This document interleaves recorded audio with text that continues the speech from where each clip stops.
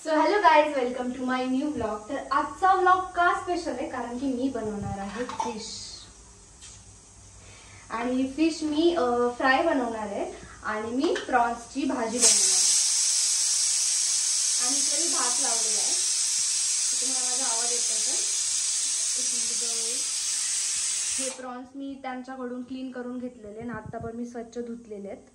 आणि त्याच्यानंतर मी फिश सुद्धा क्लीन करून घेतले आणि घरी आल्यावर पण क्लीन केलेत त्यांना।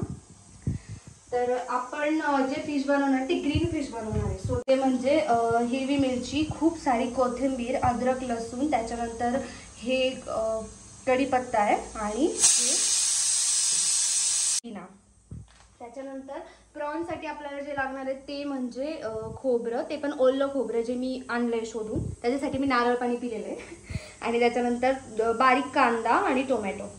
आणि त्याच्यानंतर माझ्याकडे हे 3 मसाले, मला माहित नाही की ह्याची चव काय असणार आहे because me first time use करते। एक तर मालवणी फिश मसाला आणि दुसरा कोळंबी मसाला।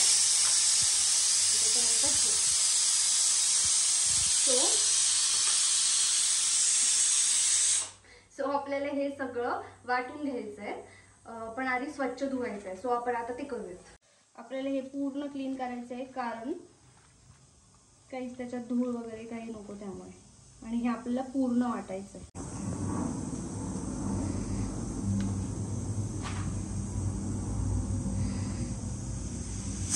आपल्याला एकदम व्यवस्थित लावून घ्यायचंय कारण की याच्यामध्ये जे कीटाणू वगैरे जे असतील ना ते सगळे रिमूव्ह होतील त्याच्यामुळे। वाव, त्याचा फ्रेग्रन्स खूप छान येतोय। याच्यामध्ये मी थोडंसं पाणी टाकलंय आणि थोडंसं मीठ टाकलंय आणि 2-3 लिंबू चे ड्रॉप्स टाकलेत। आणि त्याच्यानंतर मी हे जे आपलं ओलं खोबरं होतं मी हे थोडं कट करून घेतलंय कारण की आपल्याला पण याला ग्राइंड करायचंय। आणि हे आहे कोळंबीसाठी आणि हे जे आहे ते फिश फ्रायसाठी। सो आता आपण स्टार्ट करूया। त्याच्या आधी मी याला हे सगळं मीठ आणि हळद लावून ठेवली आहे। थोडीशी हळद जास्त झाली पण तुम्ही थोडी कमी टाका। आणि याला ते 5 मिनिटं राहू द्यायचं आहे। त्याच्यानंतर आपण हे फ्राय करण्यासाठी ठेवणार आहे पण याला 5 मिनिटं राहू द्यायचं आहे। सो आता आपण करूया कोळंबी। सो आता मी यांना धुवून घेतले, ज्याला मी हळद लावून घेतले, ते 10 मिनिटं झाले आणि मग मी धुवून घेतलं। मी आता हा जो मच्छी फ्राय मसाला आहे ना हा टाकलेला आहे ह्याच्यावर। त्याच्यानंतर हा आपल्याला ठेवून घ्यायचा आहे आणि थोडीशी हळद, त्याच्यानंतर घरचा जो काळा मसाला असतो ना आपला तो टाकायचा आहे याच्यामध्ये, थोडं जास्तच टाका। त्याच्यानंतर थोडंसं मीठ टाकायचं, मला थोडं जास्त मीठ टाकू। याच्यात थोडंसं लिंबू घालायचं।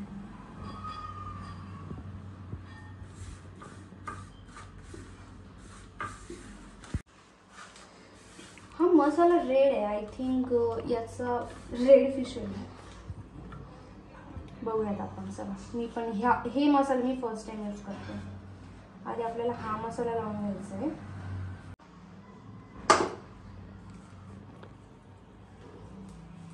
पूर्ण आतमध्ये पर्यंत भरायचं आहे हे सगळं। आणि मी हा मसाला थोडाच लावला, मी नंतर परत लावणार तो मसाला।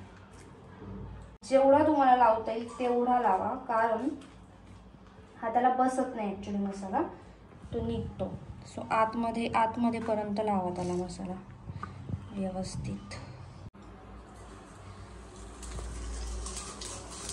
लक्षात ठेवा की आपल्याला करी लिव्स म्हणजे कढीपत्ता बाजूला व्हायचं कारण तो खूप तडतडतो, तरी तो कमी तडतडला। त्याच्यानंतर आपल्याला कांदा टाकायचा।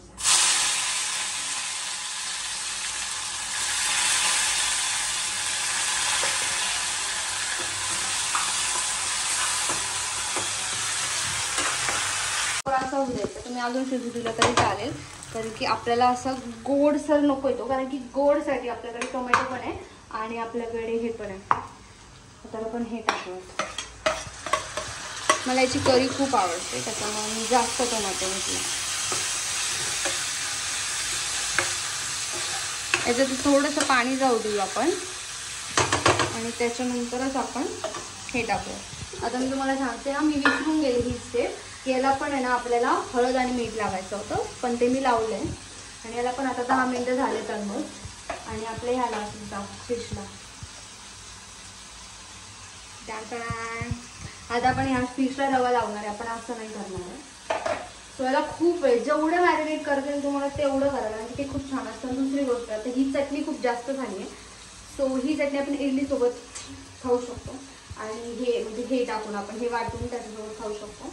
बट मी ही थोडी भाजीला टाकणार. आता तुम्हाला याच्यामध्ये माहितीच आहे काय, करी लीव्हज आहे, त्याच्यानंतर त्या कढीपत्ता आणि मिरची आहे, अद्रक लसूण पुदिना आहे.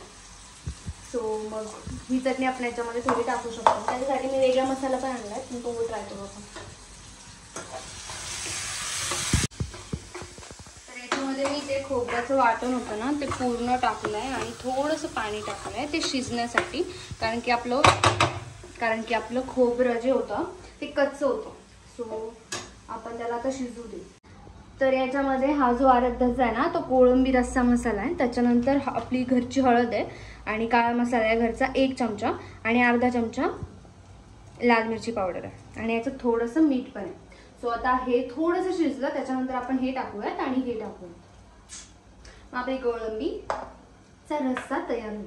कोळंबी नाही अजून.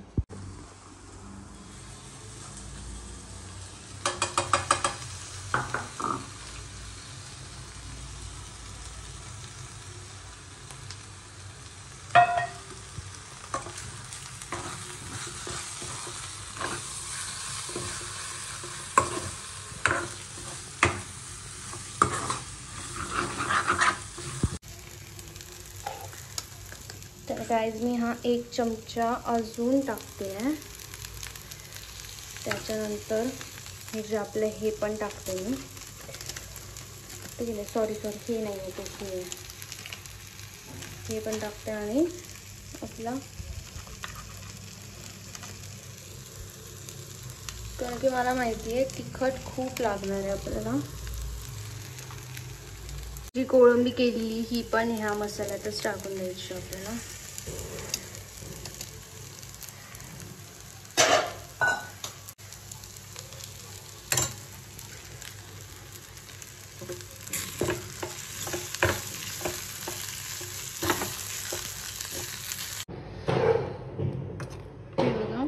आता आपल्याला मी ह्याच्यात पाणी टाकलं कारण की आपल्याला हे पूर्ण शिजू द्यायचं आहे आणि कोळंबी लवकर शिजते कारण की ती खूपच मऊ असते. आय थिंक इंडिया जिंकला. मला वाटलेलंच की आपण विन होणार आहे. मस्त फटाके फुटणार. येस, कॉंग्रॅच्युलेशन सर्वांना. होप की हे चांगलं व्हायला हवं. आणि माझी ही जी सवय ना मला ही मोडायची आहे, खूप वाईट सवय ही माझी. तर याच्यामध्ये मी पाणी टाकलेलं आणि त्याच्यानंतर ती पूर्ण शिजू दिली. तर अशी झालेली आहे आपली काय बोलतो कोळंबीचा रस्सा. कोळंबी पण शिजलेली आहे आणि आपण आता त्याच्यावर टाकणार आहोत कोथिंबीर. खूप छान दिसते ना कोळंबी.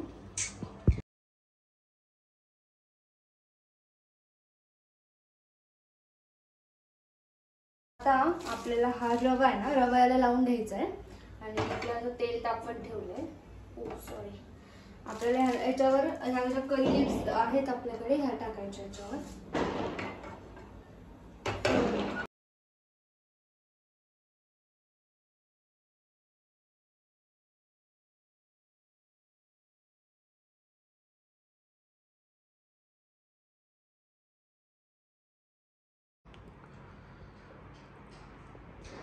तर आपले फिश आणि आपली कोळंबी रस्सा हा रेडी आहे.